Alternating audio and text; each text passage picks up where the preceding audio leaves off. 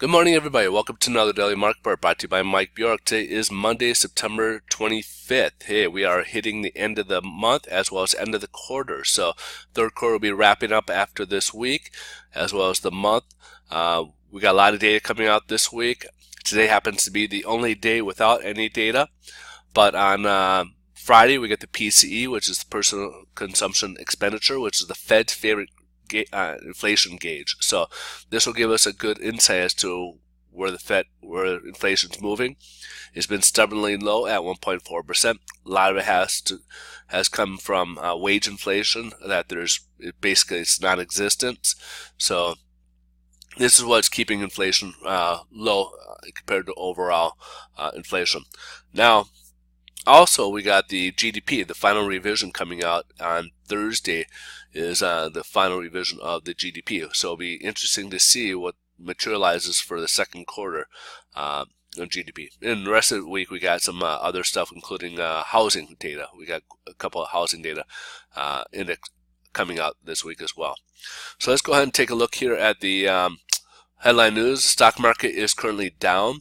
It's taking its cue from geopolitical factors. Of course, North Korea, we still have the tensions rising. German elections went on, and basically this puts a little uncertainty in Angela Merkel's party.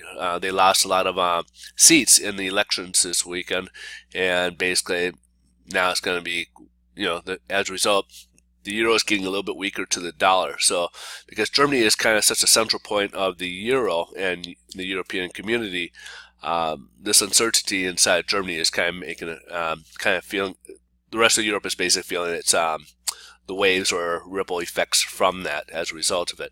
So now there's a power struggle going on, and as the different parties are kind of making alliances and trying to create their own agenda, what she had in place may not come to fruition. So as a result, there's a lot of uncertainty going on right now. Today we got a lot of Fed speak as well as this week.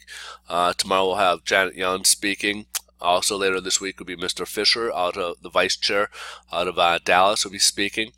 And then today we have a number of people today, but so far this morning we had Fed member Dudley out of New York, and basically he thinks the inflation is transitory, believes it'll reach the 2% range by next year.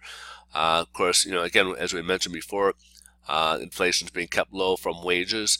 And then he also mentioned that he feels the economy is going to continue to grow at above average pace here. So he thinks it's going to take off a bit further. So let's go ahead and take a look here at the bond market. And the bond market is doing quite well. As you can see, Friday we closed above the 50-day moving average, which is a nice sign. But today we started just below that. So here's where we start off on Friday and closed above.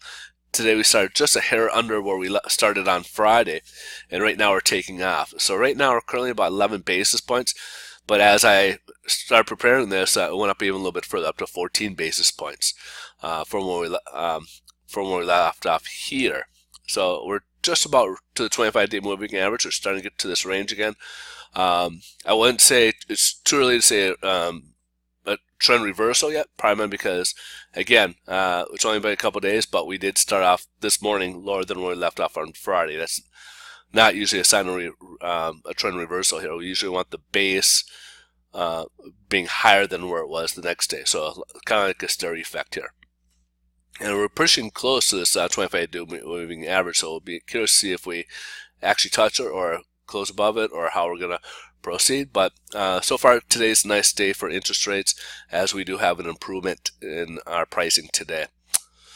Alright, so let's take a look here at the 10-year Treasury. As a result, again, here's the 100-day moving average right here. We're closing just below. We're down currently about 4 basis points, so down to about 222, and approaching the 50-day moving average. So now we're starting to get into this very narrow range here, as we were about earlier last week, but it was very short-lived, as you can see, as they had that crossover here, and now we're working our way downwards.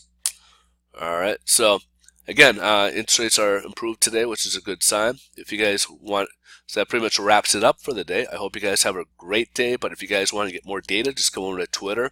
You can find me, my handle is Mike Bjork, and I do post throughout the day, the different data that pops up throughout the day. You guys have a wonderful day. Thanks so much for watching, and we'll look forward to seeing you guys tomorrow. Bye-bye.